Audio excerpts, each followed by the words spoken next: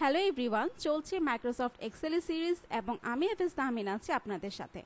আজকে আমরা আমাদের যে টেবিলের ফরম্যাটগুলো আছে সেই ফরম্যাটগুলোকে ব্যবহার করে কিভাবে কি করা যায় এবং ফর্মুলাগুলো যেগুলো আছে ওগুলা কিভাবে কাজ করে সেটা নিয়ে কথা বলবো। তো এই যে এখানে আমাদের ফর্মুলাস যে ট্যাব আছে, এই ট্যাবের মধ্যে কিন্তু অনেক কার্যকরী জিনিসপত্র আছে যেটা আমরা না দেখলে আসলে বুঝবো না। যেমন ফাংশন লাইব্রেরি বলে একটা অপশন আছে যেটা আমরা গত পর্বে দেখেছিলাম। আজকে আমরা দেখব কি ডিফাইন নেমস নিয়ে। এই ক্যাটাগরিতে যা যা আছে সবকিছু আমরা আজকে দেখব। তো ডিফাইন নেমটা বোঝাতে গেলে যেমন দেখেন, আমি এই জায়গায় একটা ক্লিক করলাম, এটা কি একটা সেল, তাই না? এই সেলের কিন্তু একটা নাম আছে, কি নাম? C9। আবার আমি যদি এখানে দেই তাহলে এই সেলের নাম কি E9। তো এরকম করে প্রত্যেকটা সেলের কিন্তু নাম আছে। কিন্তু আমরা যদি এই একটা রেঞ্জ সিলেক্ট করি, এই পুরো রেঞ্জ, তাহলে কিন্তু এইটার কোনো নাম নেই। দেখেন, এইটা পুরোটা সিলেক্ট করলেও এখানে A1 দেখাচ্ছে, আবার আমি শুধুমাত্র এটা সিলেক্ট করলেও A1 দেখাচ্ছে, কিন্তু এটা আবার সিলেক্ট করলে A2 দেখাচ্ছে। তো এখানে এক্সেলের মধ্যে নির্দিষ্ট প্রত্যেকটা সেলের নাম আছে, কিন্তু নির্দিষ্ট রেঞ্জ যদি আমরা আমাদের মতো করে করতে চাই তাহলে আমাদের নামটা দিয়ে নিতে হবে।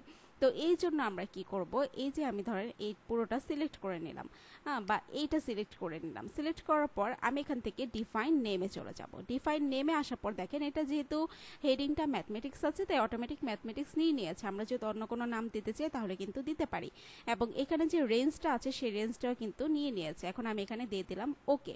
ওকে দেওয়ার পর এইটার কিন্তু নেমটা সিলেক্ট হয়ে গেল। এখন আমরা কিভাবে বুঝবো?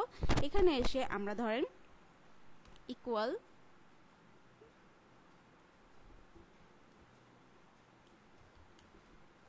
ঠিক আছে, ইকুয়াল সাম দিয়ে আমরা ট্যাব প্রেস করলে কি অটোমেটিক এটা একটা ফর্মুলা চলে আসবে। এখন আমরা কি লিখবো? ম্যাথমেটিক্সের এম লিখবো। এম লেখার সাথে সাথে দেখেন এই যে নিচের দিকে ম্যাথমেটিক্স নামের একটা অপশন কিন্তু চলে আসছে, তাই না? এই যে দেখেন ম্যাথমেটিক্স চলে আসছে। এখন এখানে আমার ব্র্যাকেটটা ক্লোজ করে দিয়ে এটাকে জাস্ট এন্টার দিয়ে দিলাম। তাহলে কি হবে? এই যে ম্যাথমেটিক্সের যে সবগুলা স্কোর আছে, স্কোরের যোগফল বা সাম কিন্তু আমাদের এখানে বের হয়ে আসছে। ওকে, তো এটা হচ্ছে একটা ফর্মুলা। এভাবে করে একই রকম করে কিন্তু আমরা যদি এই ইংলিশটা সিলেক্ট করি তাহলে ইংলিশটা সিলেক্ট করে ডিফাইন নেমে যাব। এই যে ইংলিশ, এটা অলরেডি সিলেক্ট হয়ে গিয়েছে। তো আমরা এখানে কি করব? ইকুয়াল দিব, ইকুয়াল দিয়ে সাম দিয়ে ট্যাব দিব, দেওয়ার পর কি আমাদের এখানে একটা ফর্মুলা চলে আসবে। দেন আমরা ইংলিশে সিলেক্ট করলে কিন্তু ইংলিশটা এখানে চলে আসবে। দেন ব্র্যাকেট ক্লোজ করে আমরা জাস্ট এন্টার দিলে তখন ইংলিশে যে স্কোরগুলো আছে সবগুলোর যোগফল আমরা এখানে পেয়ে যাব। একইভাবে আপনি এখান থেকে সায়েন্সটাকে ধরতে পারেন, ধরে এটা একটা নাম দিতে পারেন। ঠিক আছে, এখন আমরা কি করতে পারি? এই যে ধরেন আমি চাচ্ছি যে আমার যে এই যে সায়েন্স ক্যাটাগরি আছে এটার নামটা আমি চেঞ্জ করে দেব, তাহলে কিন্তু আমি এখান থেকে নামও চেঞ্জ করে দিতে পারি। অথবা এটা যদি আমরা এটা রেঞ্জটা চেঞ্জ করতে চাই তাহলেও পারবো। যেমন দেখেন, এখান থেকে আমি সায়েন্স নিলাম, ডিফাইন নেম নিলাম, নেওয়ার পর এখানে এই যে এই রেঞ্জটা আছে না, আমি চাচ্ছি কি এই রেঞ্জটা চলে আসুক, তাহলে কিন্তু এটা এই রেঞ্জে চলে আসবে। দিয়ে ওকে করলে কিন্তু এটা সিলেক্ট হয়ে যাবে। এবং আমি যদি এখানে নাম দিয়ে দিই ইংলিশ, তাহলেও কিন্তু এটা সিলেক্ট হয়ে যাবে। যেহেতু অলরেডি এক্সিস্ট আছে তাই আমাকে বলছে অন্য কোনো নাম চুজ করতে। যেমন ধরেন আমরা এখানে রেঞ্জে আসার পর এটা সিলেক্ট করলাম, সিলেক্ট করার পর এখানে আমরা নাম দিয়ে দিচ্ছি কি হিস্ট্রি। ওকে, এটা কিন্তু হিস্ট্রি নামে সেভ হয়ে গেল। আচ্ছা, তো এটা হচ্ছে ডিফাইন নেম। সোজা কথা যে আমরা যে কোনো একটা সিরিজে যদি নাম দিতে চাই আমাদের মতো করে তাহলে সেটাকে ডিফাইন নেমে যে আমরা করতে পারি, যাতে করে পরবর্তীতে আমরা যদি যে কোনো একটা সিরিজ চাই জাস্ট একটা ক্লিক করলে বা একটা নাম লিখলে যাতে সাথে সাথে আমাদের সামনে এটা চলে আসে। ওকে, এখন আসেন এখানে আরেকটা অপশন আমরা দেখতে পাচ্ছি, ইউজ ইন ফর্মুলা বা নেম ম্যানেজার। আচ্ছা, নেম ম্যানেজারে যদি যাই দেখেন আমরা এখানে যে যে ক্যাটাগরি সিলেক্ট করেছি ইংলিশ, হিস্ট্রি, ম্যাথমেটিক্স, সায়েন্স সবগুলো কিন্তু নাম এবং স্কোর সব সহ কিন্তু চলে আসছে। তো এখান থেকে আমরা যদি চাই, ধরেন আমরা এই সায়েন্সের যে ক্যাটাগরি আছে সেটাকে আমরা ডিলিট করে দেবো, তাহলে এটাকে সিলেক্ট করে জাস্ট এখানে দিব, ডিলিট হয়ে যাবে। আবার আমরা যদি চাই যে এটাকে আমরা এডিট করতে চাই, যেমন এডিটে যাব, যাওয়ার পর ম্যাথমেটিক্স আছে, এই যে এটার রেঞ্জ কোনটা আছে এটার রেঞ্জ এটা না দিয়ে আমরা যদি ধরি এটা দিব, তাহলে এটা দিয়ে আমরা ওকে দিলে কিন্তু এটার রেঞ্জটা সিলেক্ট হয়ে যাবে। ওকে, আচ্ছা এক মিনিট, এটার রেঞ্জটা আমরা কি করব?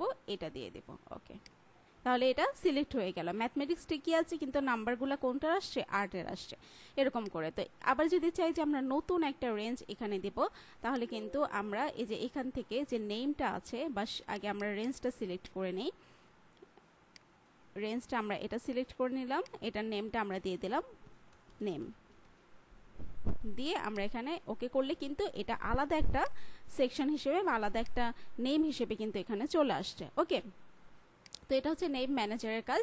নেম ম্যানেজার থেকে আমরা এই নেমগুলো দেখতে পারবো কোনটা কোনটা আছে, ওখান থেকে এডিট করতে পারবো, ডিলিট করতে পারবো এবং নতুন করে অ্যাডও করতে পারবো। ওকে, এখন আসেন যে ইউজ ইন ফর্মুলা। এই ইউজ ইন ফর্মুলাটাও কিন্তু অনেক চমৎকার, ঠিক আছে। যেমন দেখেন এখানে ইংলিশ আছে না, এই যে দেখেন এটা সাথে সাথে কিন্তু আমাদের একটা কি হয়ে গেল, ফর্মুলা হয়ে গেল। জাস্ট আমি এখানে সাম লিখে ব্র্যাকেট দিলে সাথে সাথে কিন্তু আমাদের একটা ফর্মুলা চলে আসলো এবং আমরা ব্র্যাকেটটা ক্লোজ করে এন্টার দিলে আমাদের এখানে রেজাল্টটা চলে আসবে। তো ইউজ ইন ফর্মুলা হচ্ছে এটাই যে আমাদের ফর্মুলাতে নেমের মধ্যে বা নেম ম্যানেজারের মধ্যে যেগুলো আমরা ডিফাইন করে রেখেছি ওইখান থেকে আমরা যে কোনো একটা চুজ করে দেন সেটার আমরা একটা যোগফল বা যে কোনো একটা ফর্মুলাতে বসিয়ে সেই কাজটা আমরা করতে পারি। ওকে, এখন আসেন এখানে আরেকটা অপশন আছে ক্রিয়েট ফ্রম সিলেকশন।